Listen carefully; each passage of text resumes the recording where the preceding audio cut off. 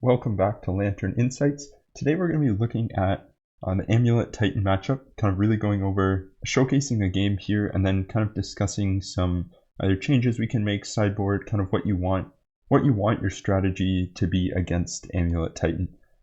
As we open, this is a slightly older version of my Esper list. I've made a few minor changes since I played this game, so if you notice anything different about the deck list, it's just a few land things.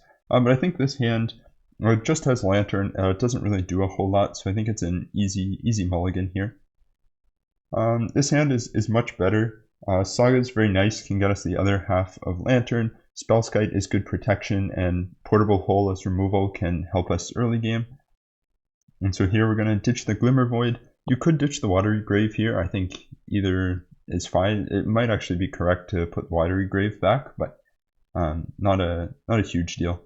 And they lead on Urza's Saga into Amulet, and obviously at this point this is one of our worst matchups, and they're going to have 2 Amulets on turn 3, which is not very good for us. Fortunately, we do have the answer to the first one, Portable Hole, like for that reason, but they are on the double Saga draw here, which is going to definitely get some Amulets very quickly, and we're going to run out of Spellskite. One thing, Spellskite isn't great in this matchup, but it can be helpful if they go to give their Titan haste.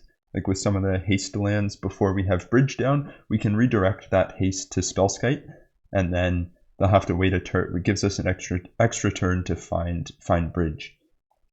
And so they're going to go get an Amulet here, start making mana, and at this point, like, they could just have it. Like, they can go Dryad, like if they have an Azusa in hand, you know, we're very likely just dead here. Now we are kind of hoping that we can go for the Skite plan and things will work out, but they don't. They end up just passing through, which is good for us. It means they don't have any way of totally winning this turn, but it is likely that soon, you know, they will have, you know, they're fairly likely to win next turn. And the reason we make so many artifacts here is because we want to be able to have a blue source online to get Whir of Invention for Bridge. And we also, if we get Lantern, this is a deck where we usually have to mill a lot. And if we mill them, we have the risk, we have the chance, not the risk, of taking out singleton lands that they play. And so they might not be able to go off all at once with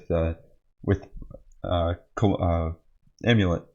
Primeval Titan. Sorry, can't think of cards there. They might not have the chance if we mill the right lands. And so here, this is a matchup where you blind mill. You won't blind mill in every matchup, but this is definitely one. This Scapeshift, Valakut, Scapeshift, decks like that, you do want to mill them blindly.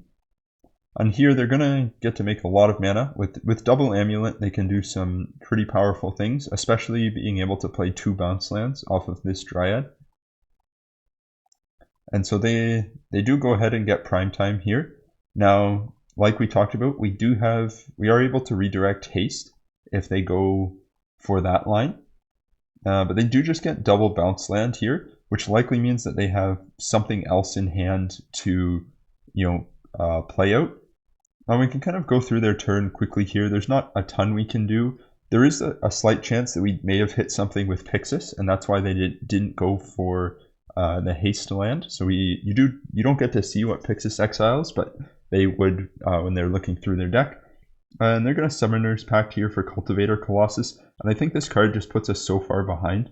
Yes, it dies instantly, but they're basically going to get to drop like 20 lands onto the battlefield, make tons of mana. As we see, they have the Slayer Stronghold here. You know, we can use it on Spellskite, but they are going to be able to untap it multiple times. So if they order their triggers properly, they are going to be able to use it. Amulet is a deck that has a ton of triggers, and so usually you want to yield to the Amulet trigger. The one exception to this is if you're playing Assassin's Trophy. You usually want to yield to. You can yield to a lot of these triggers. It depends what your interaction is. But in this case, with what I have, you know, I'm yielding to all the Amulet triggers, kind of using that time up. And you can probably go through it a bit faster here. but they just go off. And when they have this many cards drawn, like they can get other Titans. Teleria West being able to tutor for Boseiju and Odawara is a really big problem in this matchup. You kind of need 2 Pithing Needles at any time because of how easily they can get Boseiju or Odawara. Like, they have so many ways of tutoring it for it. Like we talked about, we do have that Spellskite that we direct here, but they're just going to cast another Primeval Titan, and their Stronghold is still untapped because of that triggering. So they end up just going for Valakut line here. We can redirect a bit of the damage, but we should lose here. Obviously, turn 4, pretty fast. I think they were up to about 40 mana in their pool. And I think game 1, like without any sideboard cards, they're probably like 95% favored. It's just very hard to interact with this. Obviously, it's a bit nicer if you have discard, but I think they've with Summoner's Pact, Cultivator Colossus, Primeval Titan, like they have so many hits. Even just resolving a Dryad is very good because just slowly over time they'll accumulate land drops. So very tough game 1. But now let's look at some of the sideboard options that we have and go over their deck a bit so we know how to combat it. So here we have an Amulet list that won a Modern Challenge just a couple of weeks ago. So I think it's fairly stock, looks to be close to what Amulet players are playing. If we look at their sideboard, usually you're not going to see too many copies of Force of Vigor. Some people may play more if they expect more artifact decks. And then Engineered Explosives, which importantly they can get off of Teleria West. But there are not a ton of sideboard cards that Amulet has to bring in against us, which kind of just means that their game 1 is so good that they don't really have that much to bring in. If we look at their deck here, kind of sorted their non-lands into cards we need to keep them off of, and then cards that we can let them have. So I think in most cases, it's generally very hard to keep them off Amulets. They just have so many ways of finding it. So unless you're kind of very early in the game where you can like Thoughtseize Surgical it or something like that, keeping them off Amulet isn't usually a very realistic strategy. Grazer and Azusa are just providing extra ramp, and so these are cards, specifically when you have the lock going. So when you have Lantern and Shredder, these are the cards you want to keep them off of. The One Ring Dryad, because it turns on Valakut. So if we look at our lands pile, I've kind of done the same thing where all of these lands they can have, and it's not really a big deal, but these ones are the problem, and we'll talk about those in a minute. Now, you can keep them off Dryad or Valakut, and so if you keep them off Dryad, then you can let them have Valakut. If you keep them off Valakut, then you can let them have Dryad. But one of these two, you have to keep them off of, because it's just going to provide another win con for them through Bridge. Additionally, Primeval Titan. And this list doesn't have a Cultivator Colossus in it, or it might be hiding somewhere. Yeah, it's back here, sorry. But the Colossus and Primeval Titan, just being two big threats, are really a priority to keep them off of in this matchup. You might think if you have Bridge, you can let them have Titan. But then they can usually get some combination of Teleria West plus Bounce Land, grab Engineered Explosives. Like, there's a lot they can do with Titan, so you kind of have to keep them off it at any rate. The Ring, if you have a Needle on the Ring, obviously you don't need to keep them off it, but it is a card you usually want to keep them off. Expedition Map, and of course Summoner's Pact too. Moving to the lands, Slayer's Stronghold gives a creature +2/+0, Vigilance, and Haste, which the reason you keep them off it is because if they have an Arboreal Grazer out, it can swing with the Grazer and then pump it afterwards with the Stronghold and get through, and then they're able to push damage underneath Bridge. Obviously, Boseiju and Odawara. Boseiju is the first Needle target, so it is it's kind of the main priority to Needle. However, you got to Needle Odawara second because they have a lot of ways of finding lands, and so if you Needle Boseiju, like they can get Odawara plus Bounce Land off Primeval Titan, bounce your Pithing Needle, and then just blow up whatever they need to at the current point. In addition to that, when you look at the deck like this, it looks like it should be a bit easier, but just because of their speed, where you have to answer so many things like so quickly, if they were a turn or two slower, on their, like if their best draws were like they win on turn 4, obviously they wouldn't be a top tier modern deck like they are now, but that would make it way easier for us, just giving us so much more time to set up. But as it is, we hardly have any time to set up, just with that pressure that they're able to put on us. However, once we set up, this is kind of the approach you would take. Now, when you look at our sideboarding against them, we have a lot of tools, but I think there's a lot of discussion about which tools are the best, kind of what our best answers are. And so far, the best card that I've found against them is Ashiok, which shuts down all their tutoring. In the game, in the league I posted last week, Ashiok was huge there. It's extremely powerful on the play, especially when you hide it behind bridge. And so I think like we would have won that game if their one blind draw wasn't a Force of Vigor. However, Ashiok is very, very strong against them. It can, however, be too slow on the draw. So if you make it to a game 3, I think Ashiok is still good, but just be aware that it definitely loses some of its potency when you're on the draw.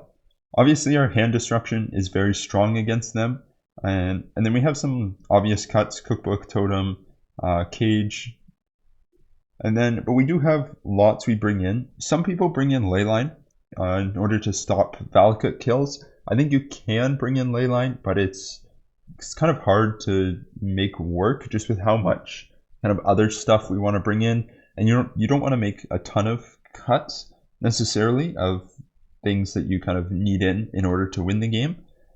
Get Lost is a card that I've been trying out. Provides a good answer for Primeval Titan when they cast it. Stopping, it kills it, so it lessens the pressure on it. They'll still get to develop their lands, but they won't have that ability to kill us. And specifically, you want to wait until after they usually go for the haste lands or something like that, and then you're able to kill it before, usually leaving them in a not great position mana-wise, as they've invested a lot of their resources in bounce lands and kind of these off-color bounces that they need to give it haste. And so I think it can be very powerful if you wait for them to get all of their lands, like off the first trigger. Don't let them attack with it to get the second one, but in order to, like if you kill it right away, they'll likely get kind of Valakuts or other cards that they need off of it. And it can also really get them if you play, like if they Summoner's Pact for Titan and then like play Titan and use all their lands, you can get them with Get Lost. Assassin's Trophy also can do a similar thing. It's a bit harder to get them with Assassin's Trophy, as they will be able to get their basic forest, and so are less likely to die to their own Summoner's Pact. But these two are kind of the main cards that are in there for this matchup. Obviously, we want the other two Pithing Needles. We saw they have Engineered Explosives, the One Ring, Boseiju, and Odawara that all kind of want a Pithing Needle. You can also Pithing Needle Teleria West. However, if you have those other 4 needles, you don't need one on T West. Damping Sphere is actually very strong against them. I think it's a very, very underrated card, but essentially shutting down all of their bounce lands. Yes, they'll still enter tapped, and they'll still be able to generate mana off them if they have multiple amulets, but it won't be any of the colors they need. And so I think it's actually a very good card against them. Stonebrain is good at either getting rid of Titans, getting rid of Valakuts, usually won't get rid of amulets, way too slow for that, but there are things you can hit with it. And finally, Torpor Orb, just shutting down the ETB, usually buys us an extra turn, and if you have Torpor Orb and Bridge, then they're never getting Primeval Titan triggers. So this is kind of all of the sideboards cards you can bring in. I think usually these 7 are what's coming in right now. Then just making some cuts, bit of trimming, leaving in all of the discard. It's very good. Word of Invention is probably less essential in this matchup than Profane Tutor, just because if Profane Tutor is resolving and they haven't killed you, then you might often want to get an Ashiok or a Get Lost with Word of Invention can't hit. So I would cut Whirs before you cut Profane Tutor. Anyway, with that in mind, let's see how we can put this plan into action in Game 3. Sorry, this is Game 2, not Game 3. However, this hand that we open, I think you could be tempted to keep it, but I think it would be somewhat of a trap. With 3 Profane Tutors, this is going to be a very slow draw. We don't have any hand interaction for hate they could bring in. We have no way of stopping them from just killing us on turn 3.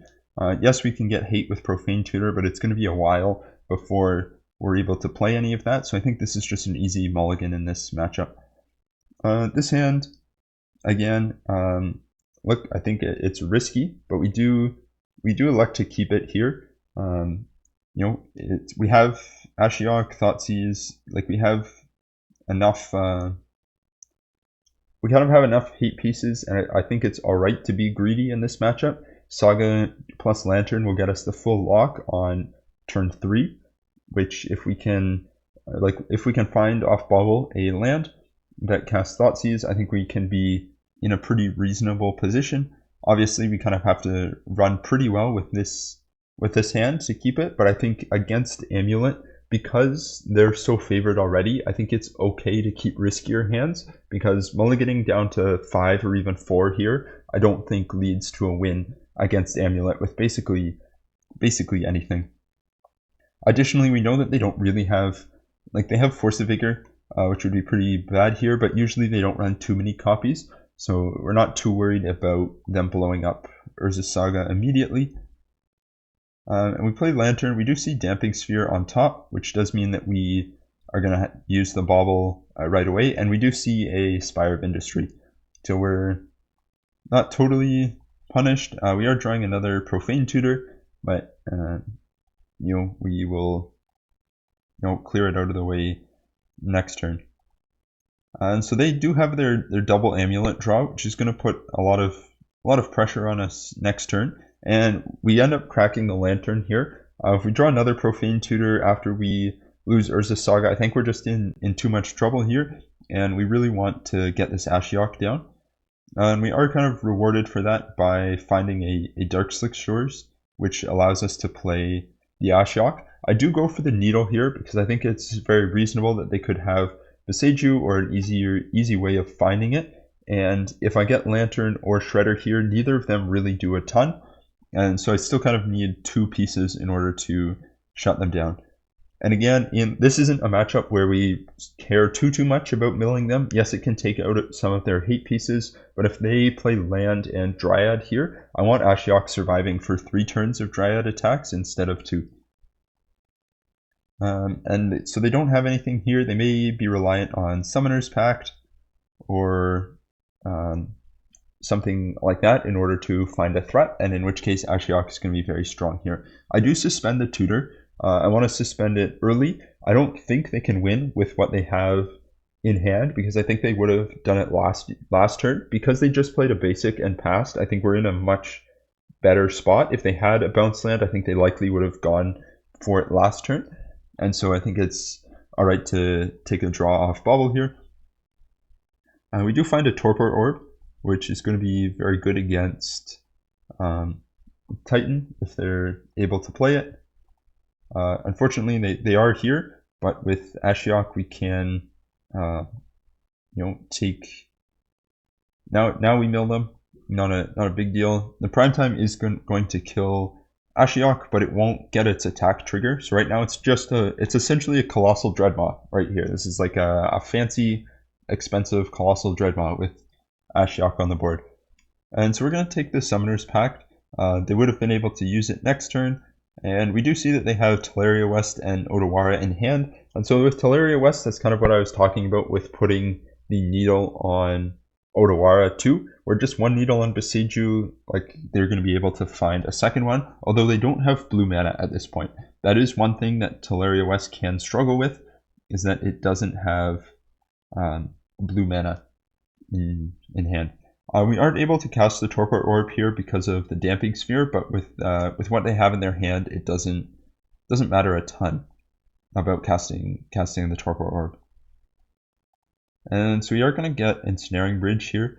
Damping Sphere, slight lack of synergy with Profane Tutor. It does make whatever we find off it 1 mana more expensive, but I think the upside of it is still worth it. As we can see, they aren't really able to take advantage of their 2 amulets, so it really does slow their deck down. However, we're still pretty far from winning here. Like we're turn 2 slow on Ensnaring Bridge. Ashiok is much stronger when you can hide it behind an Ensnaring Bridge and they're not able to attack it. But fortunately, this Simic Growth Chamber that they have does just tap for colorless. Again, so they're not able to use the Teleria West to transmute it, which is the strength of Damping Sphere here. And so we find a Saga of our own. This is just going to get us hopefully one piece of the lock at some point. We also could use it to get Codex Shredder to get back Ashiok, but I think that's not kind of ideally what we'd want to do. However, they find Expedition Map. Expedition Map, another way of tutoring for lands here. Go ahead and make a construct. Technically correct to do it like at the beginning of combat on their turn, but doesn't make a huge deal. And like we said, they're able to find Odawara. It's just going to bounce our Ensnaring Bridge here. They're going to make fairly large constructs. They do get their blue mana from the Teleria West. Importantly, Simic Growth Chamber wouldn't make blue mana, and they did have a Boseiju in hand. It was one of their blind draws, and I think we're just pretty dead here. Yes, we can replay. We can't actually replay Ensnaring Bridge because it was Boseiju. If it had been Odawara, we would have been able to replay it. And here they just have lethal on board. We don't have any way of getting a Ensnaring Bridge onto the battlefield with this. We're only one land away from, if we floated mana off Saga, 1, 2, 3, 4, 5, with Codex Shredder to get it back, but then we're missing one land. So if this draw was an untapped land or an Ensnaring Bridge, we would have been able to maybe fight for another turn or two. But obviously, as we see here, they're just very able to consistently find their pieces. Ashiok was good in that game, I think, but it does somewhat need to hide behind an Ensnaring Bridge to be really at its most effective.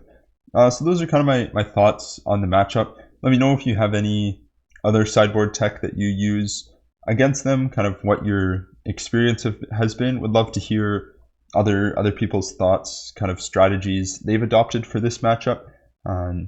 Still always looking for ways to improve, especially our worst matchups. I think it's more worthwhile spending time improving the bad matchups than like improving our 90% matchups. We want to work on the 10% instead of the 90% matchups. Anyway, that's Amulet, and I will be back on Friday with a full league.